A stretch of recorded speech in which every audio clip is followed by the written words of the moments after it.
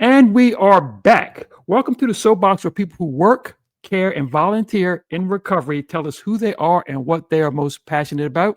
My name is Rich Jones RN, and I represent parentingyourchildinrecovery.com and my home website, secondstars.com, the number two, NDSTARTS.com. Today, my guest is Dr. Janelle Martin. Janelle Martin is a licensed counselor. She's a doctor of functional medicine. She's the founder of the My Connection, which we're going to get into later, okay? And she's also, and I'm going to need education on this, a certified microcurrent neurofeedback provider, okay? Yeah. And to boot, an author. So we'll get to all that. Janelle, hello, and how are you? And thank you for being here. Hi, I am doing great. How are you? I'm doing fine. I'm doing fine. Listen, Janelle, I ask everybody, so I'm going to ask you also. Please give us the Cliff Notes version of who Dr. Janelle Martin is, how you got to where you're at. Tell us about yourself. Okay. Well, how I got to where I'm at is when my daughter was a teenager, she became addicted to drugs, and it was a very quickly a crisis situation where we were faced with figuring out what to do to save her life. Okay. And in that experience, I went through recovery with her. She did go to treatment, and she did recovery, and so did I. And that was life altering for me in every way. Not only did it help me to restore my relationship with my daughter and understand, what this whole addiction and recovery thing is about, Okay. but it also helped me take a look at myself and what my part in it was, and then also what my future looks like as a completely changed person. And so out of that, my company was born, and I am a holistic mental health provider. So, given that addiction background, I help people get off medications or avoid taking them, or at least reduce the amounts and maybe the numbers of medications that they're on. Because Oh, times when you have an addiction and you go into recovery, the first thing that doctors want to do is throw pills at you because of your mental health. And I'm a believer that your brain can heal and we can help it heal. And okay. those prescriptions can be more damaging than they are helpful in the long term, especially. So I built my practice around helping people be able to avoid those substances, all substances, Mhm. and feel and function their very best. Oh, I threw the counseling in there because some people still have trauma that they need to work mm-hmm. through, help with that. So I went back and got my master's degree after all of this, and then I got my doctorate in functional medicine. And the more I learn, the more I realize I don't know and I need to know. So I just keep going. Okay, all right. And doctor, you've been busy. Yes. You've definitely been busy. Okay, everybody, listen. Remind everybody in the show notes, we're going to give you an opportunity to learn more about Dr. Martin, Dr. Janelle Martin, and we're going to give you some contact information and tell you more about some of the things that we're getting ready to talk about. So before we move on, let's remind you also, if you are the parent, mentor, or practitioner who loves, cares, or works with young adults at risk, in trouble, or even in current rehabilitation, Parenting Child in Recovery is a non-clinical option that accelerates and multiplies the results of almost all evidence-based treatment. There'll be no time providers can get in touch with us or interested support. Okay, Janelle, this is where I put you up on the soapbox. We're going to throw some things at you, and we're going to get the essence of your opinion and what you think. That's why we brought you here. So the Okay. first thing I want to ask you about, explain to me and talk to me about addiction as a family disease. You know. Oh, it's definitely a family disease because addiction affects every member of the family, as everyone tends to revolve around the person in the family that is struggling the most. And we're all trying to figure out what to do and how to help and what they need to do and all the things. So the whole family starts to revolve around fixing the person who is sick. Right. And so it affects everyone, and it affects everyone negatively because now all of a sudden, if you have other children that are performing well or doing the right things, they get Right. ignored because the focus is on the one that isn't. And so there's a really big unbalance dynamic Yes. that happens in the family, and it becomes very toxic very quickly depending on the sickness. Uh, Okay. And so, and I guess that would relate to, your your thoughts on family health in general and how that affects addiction? Absolutely, because when the family can get healthy, it greatly causes the person that's sick to get better. It can really influence how they deal with their addiction. And as a family, I think most people are just, they stay in this shame, this disappointment, this what Mhm. did I do wrong, this place of trying to, this guilt that I caused this to happen, instead of looking up and out to the resources and help to get help for themselves so that they can help their addicted loved one.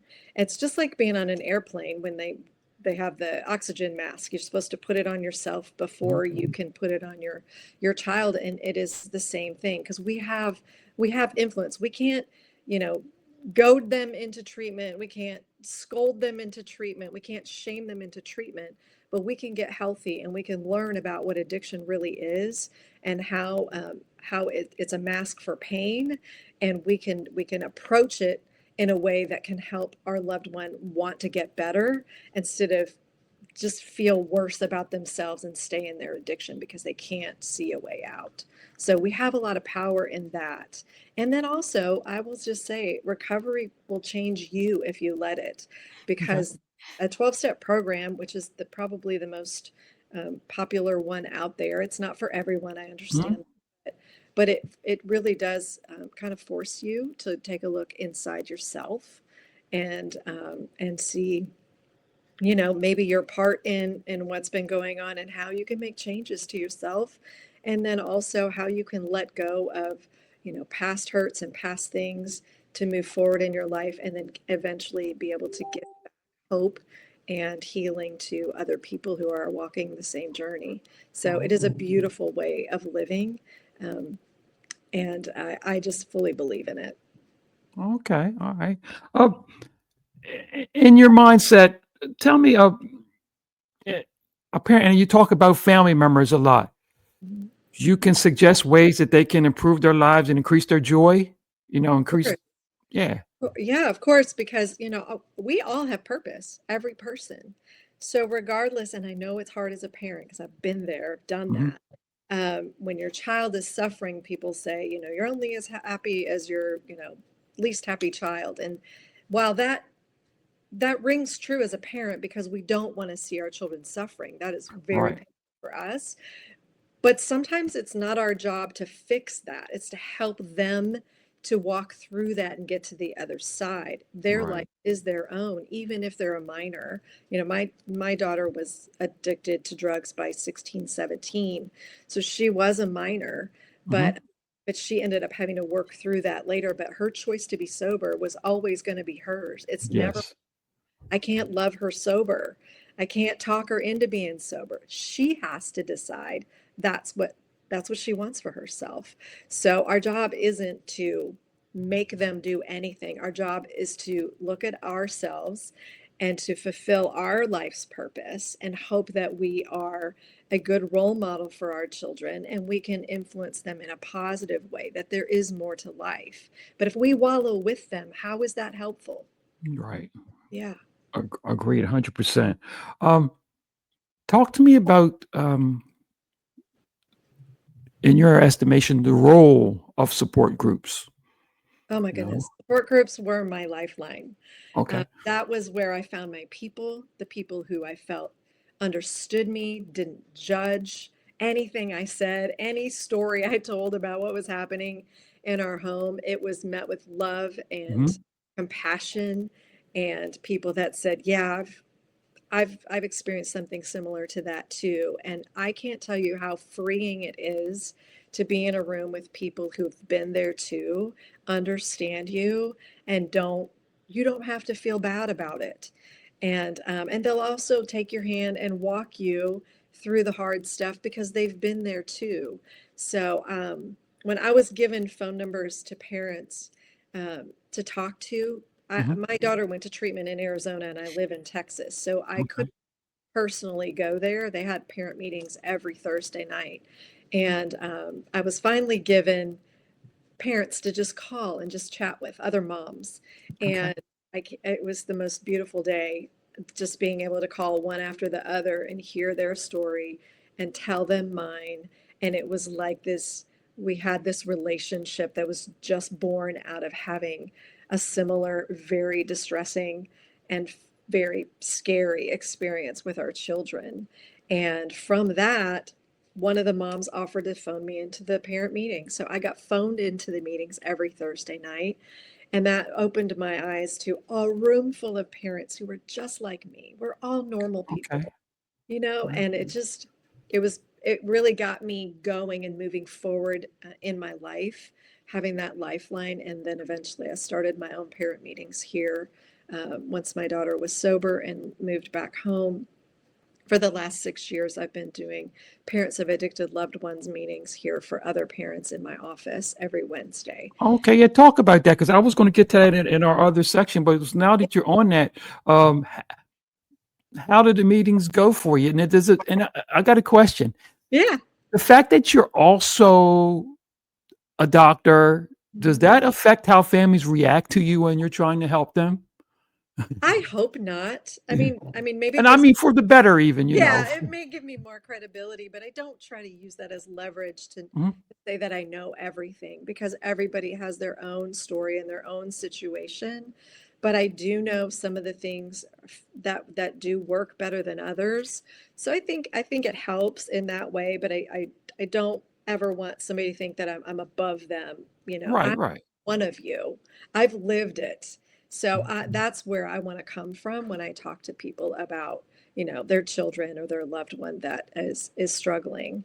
So my meetings are amazing and I'm very busy. So every time I think that I might have to give something up, I look at my parent meetings and think that Yeah. would be a logical thing to give up. But every time I have a meeting, I enjoy it so much. And a lot of times I don't do a lot of talking anymore. Okay. The members of the meeting can talk themselves and share their experiences with each other without even me having to contribute anymore. And it's just so beautiful to me that there are parents out there who are willing to reach out their hands and hug other parents and give them a space to be the real and to be not judged and to be understood and know that they're not alone. And that's just such a powerful thing. And it's just amazing for me to witness that. So I don't know that I'll ever give it up. I may have to at Okay. some point or hand over the reins, but I do still love it, and I still get a lot out of it. I've been to Al-Anon too. I've done 12-step meetings. Okay. Daughter was in her relapse.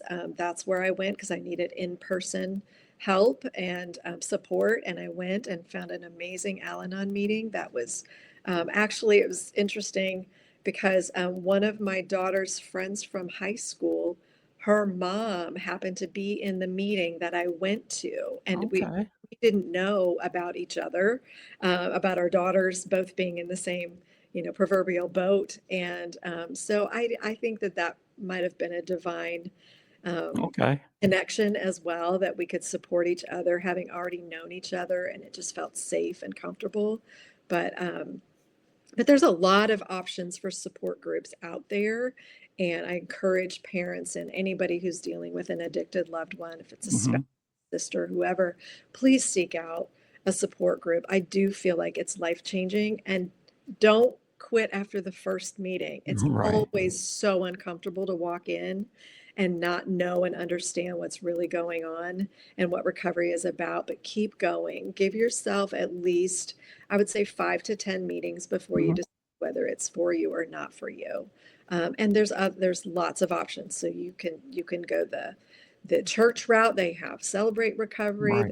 there's Generation Recovery here. There's Smart Recovery that is no faith based at all, and there's all kinds of 12-step meetings for spouses and parents, and then there's Parents of Addicted Loved Ones too that offers educational topics and then also time to share. And we do more crosstalk in those meetings. So Okay. there's lots of options. Right. That's very informative. Thank you. I want to remind everybody. We'll catch put some of the doctor's information in the show notes. Very important. some things that we're getting ready to talk about, I think, are fascinating. Also, remember, parenting your child in recovery. If you're looking for something to accelerate, you're already involved in groups or evidence-based treatment, parentingyourrecovery.com. I want to move on to some of your projects, Doctor. Let's talk about the first thing I want to get to. Is let's talk about the book. Sure. Okay. Let's talk about the genesis of it. Let's go with it. Let me hear about the book. I'm interested. When my daughter was in the midst of the struggle, and therefore I was too, once we had her crisis moment and we got her into treatment, and that was, a feat within itself, because I knew nothing about addiction, I knew nothing about recovery, I knew nothing about any of it. And so nothing gives you a crash course in something than when your child is near death. So I wanted to learn everything I could learn about this whole thing, this addiction, this recovery. I knew the 12 steps, but I didn't know them at all. Right. Or even read them. I don't think that was for other people. Right. So as I was diving in and trying to learn about what was even going on, what does this even mean for us?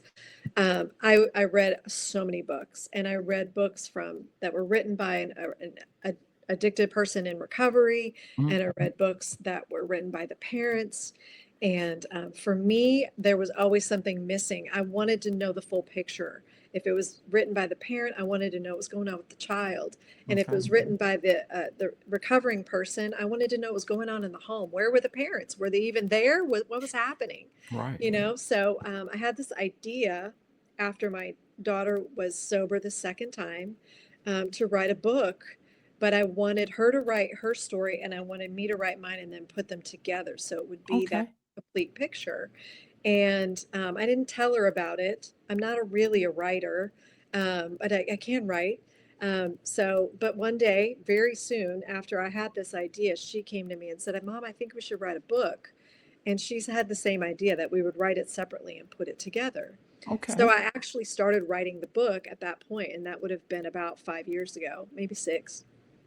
And I got to what would end up being probably the first 4 or 5 chapters, and then realized I don't know anything about publishing a book. What's going to happen to this? So I kind of put it aside, thinking, I don't know what I'm even going to do with this. And she never started really writing hers, because she ended up going back to school and doing all kinds of things and getting busy. So I had an opportunity about a year and a half ago to write a chapter for a collaborative book through my publisher, Hope Books, and I did that because I knew when I did that, it would help me resurrect my original idea of writing the Okay. book that gives you the full picture, and that's what it did. So for every chapter, I wrote the book. I wrote all of my story, and then I went back and I interviewed my daughter for every single chapter. I read her mind, and then I Okay. interviewed her for her part. So the book is very comprehensive with what she was dealing with and what she was thinking and how it affected me and what I was doing and thinking. And it's interesting how different our perspectives really are Yeah. during that struggle. And so I think that's what makes this book so powerful. And it really was the book that I wanted to read when I was going through it. And I just decided to do it for other parents who may want the same thing and can resonate with it. Okay. That's so it's called Losing Her, Finding Us. Yep. A mother's Okay. fight, a daughter's Oh, you journey. got it there. Good. Good. Yeah. Look All for the blue right. butterfly. Okay. And I think I remind everybody, and I think I put this up here, but I'll flash it again. I think if you go to this Yeah. address, she'll be highlighted there, and a place where you can get that book.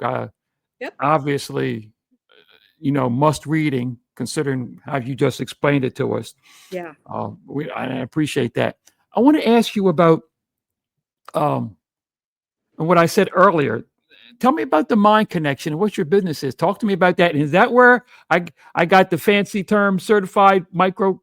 microcurrent neurofeedback provider? Okay.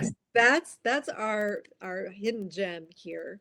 is that's our brain healing technology that we use to help rebalance the brain. And how that sort of came to be such an integral part of what I do is um, I originally, when I was much younger and went to school, I wanted to be a psychiatrist. But then Okay. I realized medical school was really long and really expensive, and I had gotten married. And so my life just took a different path. So that's always kind of been in my background. But I went to a conference and listened to a presentation by a neurofeedback provider. And this was a traditional neurofeedback provider because it has been around since the 60s. So, Okay. so the technology, the idea of it is not necessarily new. But I was amazed that you could help the brain to heal by just using electricity, basically. I mean, our brain is an electrical organ, so it does make sense to treat like with like. And so I'd just never seen it before. So I got really excited and I was going to go train and become a neurofeedback provider. But that about that time was when my daughter's crisis happened. So I Okay. forgot all about it and my focus was on her, helping her, getting her into treatment, all of that. So fast forward about a year and a half, um, my daughter and I were asked to speak at a community meeting, and there happened to be somebody there listening and came up to me after the meeting and told me about a nonprofit he had that he was using brain healing technology to help people in Okay. recovery.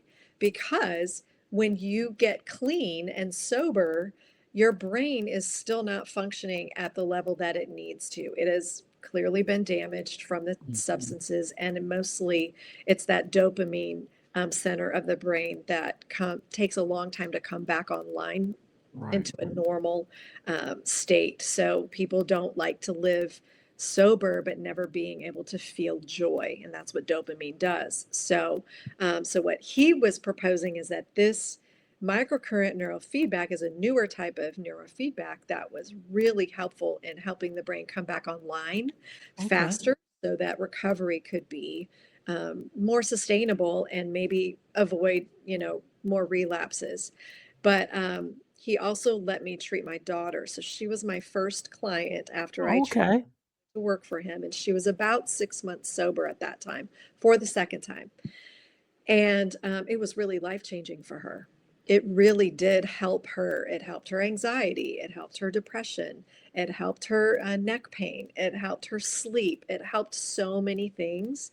And she didn't really believe that it would. It was really kind of funny, but she did it for me. She's like, okay, mom's doing this. I guess I'll Okay. go and humor her. But it was really life changing and it helped her feel happy again right away. And so that's the background for me doing this, but it helps with all kinds of things. So I don't just see people in recovery. I see all people who want a better functioning brain, and including children. So it Okay. helps with attention, it helps with memory, it helps with headaches, it helps with chronic pain, it helps with chronic fatigue, anxiety, depression. It's so many things, anything brain related. And we just have seen it work and just do really miracles with people that it's our integral technology that we use here, and we'll add counseling if we need it. We'll add trauma therapy. We can do Okay. all of those other things too, but without brain health, I think it takes a lot longer to heal. And that our idea is to get people healed and back into their life. We don't Okay. need That to see makes them forever. okay. Very interesting. So this is I'm assuming a brick and mortar place that they come to, and do you Yes, get referrals from other practitioners? I mean, is that how you see them? we do. We work with other counselors and people who also believe in the technology. Our business has just grown through word of mouth too, which is Okay. the best, Yeah. compliment we can get. And we see lots of times we'll see entire families. Once one Interesting. person experiences what it can do, then everybody wants to do it. And it's safe for children. You can't feel it. It's like a spa treatment for the brain. So there's really no reason not to. Um, and it really does help people in recovery if they want to be sober. It doesn't make you be sober, but it Mhm. can really help you maintain your sobriety if you're serious. Okay. Mhm. Very, very interesting. Yeah. Very interesting. Okay, before we go, I just wanted to go off the beaten track just a little bit because, and I this was a practice of mine earlier, and sometime I'm in, but for you, it rings true. You're such a busy person. Mhm. I mean, just by looking at your accomplishments. What's fun? Well, Fun what's fun? for let's For see. I enjoy my daughter and I are best friends now. She actually works with me, so there's a lot of hope in our story, and we Okay. spend a lot of time together. And she is hilarious, as a lot of people are who've been through a lot of traumatic stuff. She's very sarcastic and funny, so Okay. she's fun to me. And we don't spend all our time together, but we do spend a lot of time together. But otherwise, for me, fun looks like grounding myself. It looks Okay. like getting out into nature, getting into the sun, reading books. I love to read and find more information about things that I don't know everything about. And so for me, that is fun. I'm also a scrapbooker, so Okay. I have made scrapbooks for, my kids' whole lives, my whole life. And so pictures and memories are fun. And Okay. to dance, my husband's taking dancing lessons so we can dance together. And that's been really Oh, fun. So okay. Yeah, as a matter of fact, you funny you say that. Me and my wife are getting ready to do some type of ballroom dancing thing. it's fun. I'm going to be instructed on what we're going to Yeah, do, but yes. just something to keep it live. And your scrapbooking is mostly family memory oriented for the Yep. most part. Yep. Just recording everything that is significant in our lives. And my view is that will be passed down to my children and my grandchildren and so on. So they'll know who we were, when we're not here anymore. And I just think that that's fun and important. Okay, very, very good. Oh, thank you. Thank you so much. I want to remind everybody, check out those show notes. We'll give you information with the doctor. You see what we have on screen there. I think if you go to that site, you'll be pleasantly surprised and you'll be able to get the information you need and follow the doctor's mindset. This is a great mindset, and I like the way you think about things. So that's good. Um, I want to thank you for being on the show. It's been a pleasure, and I hope we can keep in contact. Yes. Um, this has been very good. Remember too, and also let me make sure that you take your one last look in case you want to look up and think about, what's going on with that. That means something that can help any of you out, And I'm a firm believer in using tools. Any tool that you can get to, hardly few tools are bad tools. So use them all, put them together, and stack up your power. So that's Love what it. I believe. So Yes. all right, doctor, thank you so much. Thank you. I want to thank you. And for the doctor and myself, I want to remind everybody, as we always do in closing, let's remember to get out there and help somebody get better, help somebody stay better. Most importantly, help somebody be better. Goodbye. Amen.